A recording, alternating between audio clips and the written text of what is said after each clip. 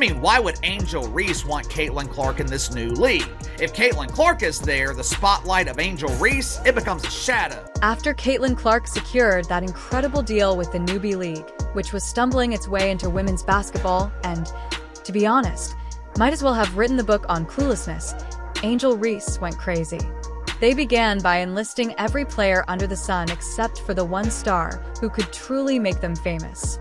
Unfortunately, it's a star that most people don't like. Yes, they lined up Rays, A.A. Wilson, and an entire squad of nearly all of their players in the hopes that this mix would work miraculously. What were they smoking? Eventually, someone over there was able to piece together enough clues to realize that, yes, Caitlin Clark is their only chance at even sembling success. Now they're realizing we might need Caitlin. Now that they've realized we might need Caitlin, they've thrown bags of cash at her. Reese, meanwhile, is left watching the real superstar leave with the prize, practically exploding with excitement as Unrivaled finally understands that they're nothing more than a desperate circus without Clark. They are offering Caitlin Clark $1 million for 2 months of her services.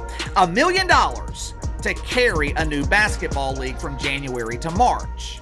This so-called league has the gall to claim that it will revolutionize women's basketball, but without Caitlin Clark, they are merely forgettable. The Honra League is desperately looking for a spark to make it happen, but when your entire roster is made up of who-the-fuck players, there isn't much chance of igniting the sports world. Unrivaled is going to feature the 30 best pretend basketball players, with the vast majority of them being anonymous. Now, they do have one star committed to playing in the league. Let's discuss TNT's outrageous investment. They have a $100 million deal that spans 6 years, and they are banking all that money on viewership goals. Do they even realize what they have committed to? Without Starlight Clark, those TV ratings will be lower than the temperature in Antarctica, where people are tuning in to watch a lineup that looks like a phone book of nobodies. In the hopes that Clark could be the miracle fix, TNT has essentially written a check for a league without a foundation. Every time Clark takes the court, arenas are packed with fans like it's the playoffs. Venues actually have to increase seating to accommodate the crowd she attracts. But does Unrivaled have that kind of pull without her? Their delay isn't just incomprehensible, it's offensive.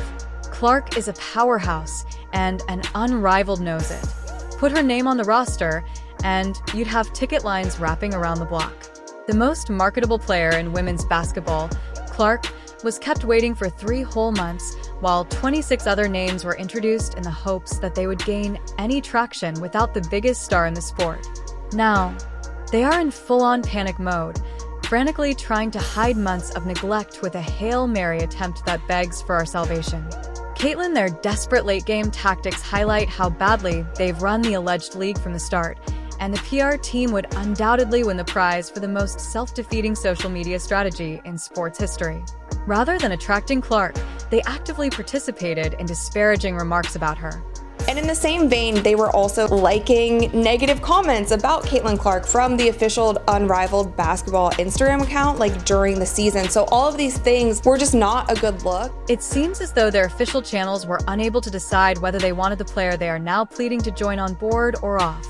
But disparaging the superstar you need isn't exactly a winning tactic. All they were able to demonstrate was that they are utterly out of touch with what fans truly want. If you want to see how to properly court a star like Clark, just look at Ice Cube and his big 3-league Ice Cube acknowledged her value right away, without hesitation or games, and made a generous offer. He put his money where his mouth is by giving Clark more money than he gives some ex-NBA players, demonstrating that they are unmatched exactly how it should be done. However, they are too preoccupied with regretting their own poor choices to realize how far behind they have fallen in comparison to the Big Three's Noon's approach. He wasted time playing around with inferior options, and most definitely didn't play petty games on social media. Unmatched Frenzied Scramble appears completely amateurish. Fast forward to the present, and Unmatched is flinging cash around like confetti at a parade, proposing Clark a ridiculously complicated deal worth a cool $1 million for only 2 months, with a possible share in the business. Unrivaled League needs Caitlin Clark, and they are preparing to offer her a massive deal. But is it all too little too late? They're throwing everything at her feet in the hopes that she'll fall for the ruse.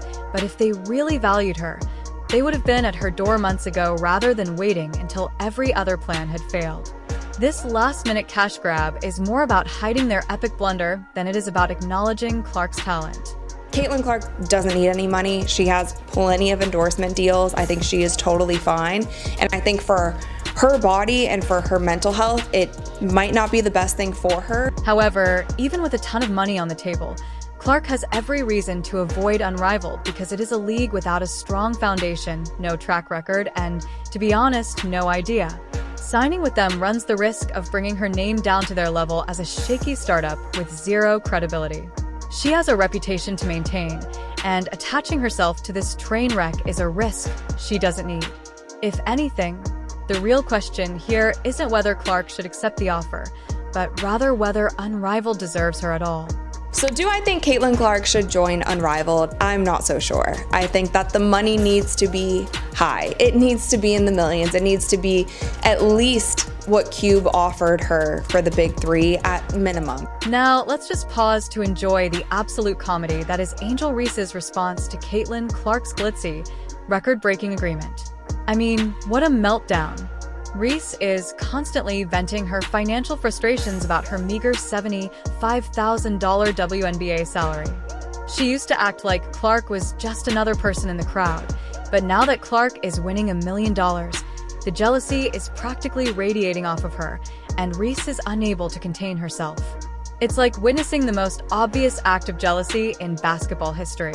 I thought WNBA players didn't like Caitlin Clark. For months, Reese minimized Clark's impact, presumably believing she would be content without him.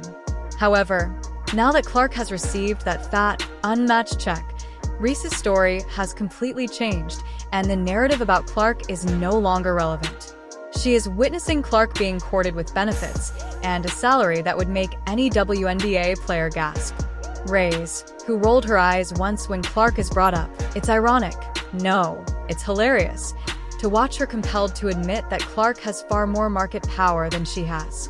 So Angel Reese is playing in this league. Dejanay Carrington is playing in this league. Obviously, I feel like that's the biggest name where there is some sort of tension. Whether there's tension between Caitlin and Dejanay, we don't know, but there is still that narrative. Angel Reese is participating in this league, and Carrington is participating as well. It seems to me that this is the largest name where conflict exists, whether it be between Caitlin and Dee or something else entirely, but there is still the narrative and the enormous compensation. There is a gap with athletes like A.A. Wilson, who is also likely feeling left behind. Wilson may openly support an unprecedented move to acquire Clark, but let's face it, she can't be happy when Clark outpaces her in endorsement deals. Despite the fact that Wilson and Reese are both household GS in the WNBA, they aren't bringing in as much money as Clark. Even with her well-known antics and outspoken media presence, Reese is unable to match the volume of deals. Reese is merely allowed to watch from the sidelines as Clark's Landing, Nike, State Farm, and everything else are thrown money at him. These agreements serve as more than simply financial gain. They serve as a stark reminder of Clark's influence, the type Reese could only hope for. Seeing Clark's face plastered all over advertising campaigns must be heartbreaking when your own financial difficulties are always in the news, and seeing Clark receive all the attention only highlights the gap, and Reese's annoyance is evident in her public response. This is your chance. This is your opportunity to see if you can survive without her. This is your opportunity to see if Angel Reese is enough of a draw to carry a new league.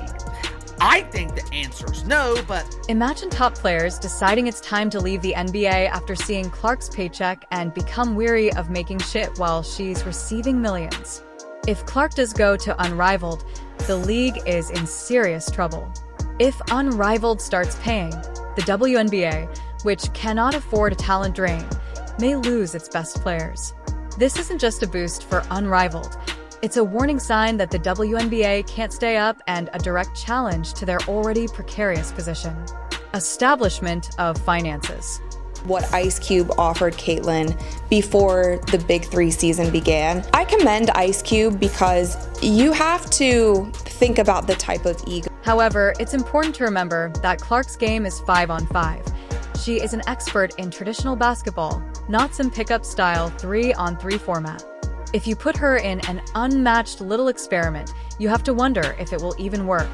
Critics have already questioned whether 3-on-3 can maintain interest, which means that Unrivaled would bet their entire league on Clark's shoulders. Unrivaled better pray, and she could carry them because without her, they would be headed quickly towards irrelevance. It is nearly unheard of in women's sports for Caitlyn to have a $28 million Nike endorsement in addition to partnerships from brands like State Farm. Brands really compete with her for marketability. Here's the potential problem. Caitlyn Clark already has money. She signed a $28 million deal with Nike. She's got endorsement deals from State Farm.